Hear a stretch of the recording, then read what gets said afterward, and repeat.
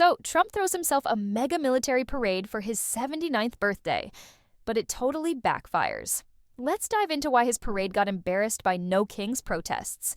On June 14th, Trump celebrated his birthday and the Army's 250th anniversary with a $25 to $45 million military parade in D.C., featuring tanks, vintage aircraft, even robot dogs. But the show didn't land.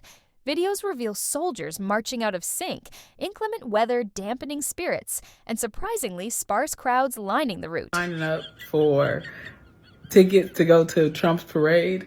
And when I tell y'all the thread on Threads is hilarious, here's an example of some of the tickets. Look at the names, y'all. I don't know if you need a good laugh today, but I definitely did. And I want people all over the world to know I see you. Y'all funny. Keep up the good work. Oh, shit.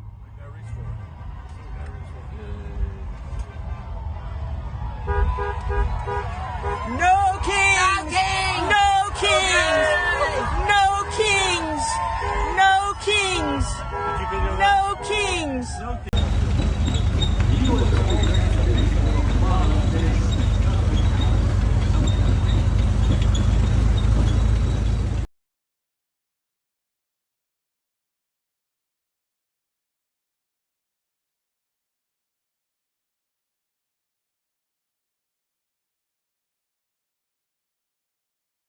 Are we close to seeing Mr. Kim here at the White House? Could happen. I mean, they talked about that yesterday. I would have him. Yeah, I think it's something that could happen. Yeah. Hey, he's the head of a country, and I mean, he is the strong head. Don't let anyone think anything different. Right. He speaks, and his people sit up at attention. I want my people to do the same. Well, remember how the right kept accusing the left of paying people to protest? Well, look what I found on Craigslist thanks to someone in my comments bringing this to my attention. Team Ellen Events is looking for seat fillers and extras to provide their time for space maximization and attendance perception for an event taking place in Washington, D.C. on June 14th.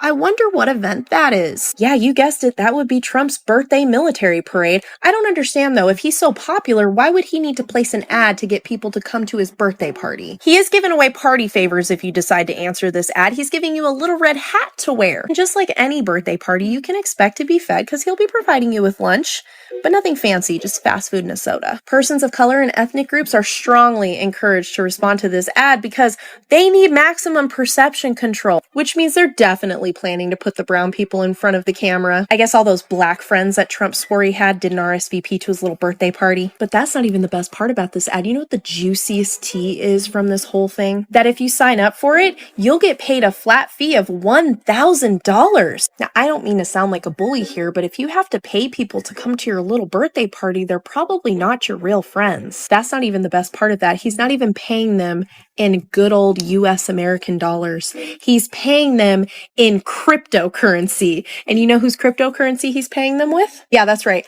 Trump coin. And all of this is being orchestrated by a limited liability company known as Fight, Fight, Fight. Has anybody ever heard of that company? Yeah, actually, the Committee on Homeland Security and Governmental Affairs in the United States Senate has heard of that company. According to their investigation, recent reports indicate that Fight, Fight, Fight LLC may be enabling the violation of government ethics requirements, facilitating financial transactions with foreign nationals under federal prosecution, and potentially violating federal laws, including with its promotional private dinner with President Trump scheduled to take place on May 22nd. So this has been happening for a hot fucking minute. Fight, Fight, Fight is also the LLC that launched the official Trump coin, which would explain why they're paying the seat fillers with cryptocurrency. So, Maga, what were you saying about the left paying people to protest? What were you saying about how much you give a fuck about people doing things illegally?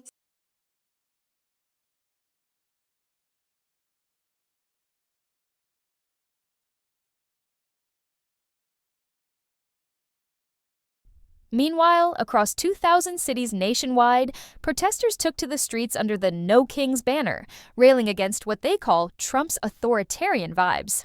An estimated 5 million people rose up, including 80,000 in Philly alone, to shout, "Democracy, not dynasty." So, imagine the vibe. While Trump's camp is waving flags and saluting tanks, the rest of America is shouting, "No Kings," Critics are comparing it to authoritarian displays in North Korea and Russia. Trump got his parade, but America answered with a powerful message that military fanfare does not equal democracy. This was more than a party gone south. It was a moment that laid bare the split in our nation.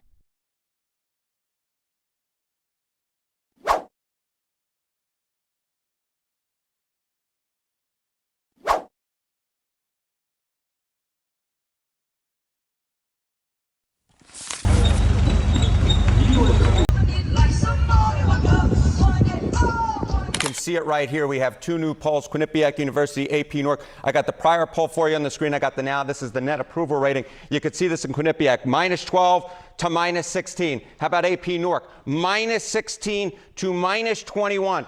Awful, awful, awful for both of these pollsters. Where we are right now, both Quinnipiac and AP Newark, the worst for Donald Trump in this term so far. He is very much way underwater, at least in these two polls. And this is overall approval. How about specifically on immigration? Yeah, so immigration has been a strength for Donald Trump. That was why in the beginning of the week I said that Donald Trump wanted this fight. Maybe he shouldn't have wanted this fight. What are we talking about here? Let's take a look at the net approval rating for Donald Trump on immigration. You go back to June 1, he was at plus 4 points. Look at where he is now, minus 2 points in the aggregate. That is a drop of 6 points in only about 2 weeks' time.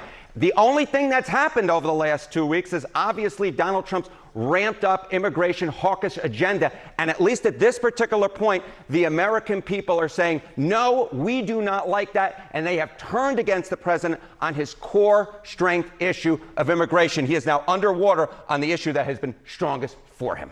If immigration has not helped Donald Trump, maybe he wants to change the subject to this military parade. But take a look here. Government funds for the military parade, a good use of funds? Only 38% say yes, it is a good use of funds. How about not a good use? 60% say not a good use of funds. And get this, in the center of the electorate among independents, just 24% of independents say it is a good use of funds. This has simply been one of the worst polling weeks for Donald Trump that we've seen. You really only saw worse numbers around his 100th day. But at this particular point, Donald Trump is much more towards the trough of his popularity than the crest of it. I see you guys down in my comments stating no one is upset.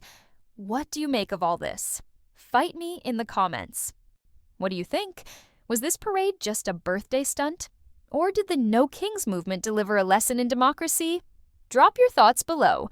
If you're here for the real talk, hit like, subscribe, and ring the bell for more unfiltered recaps.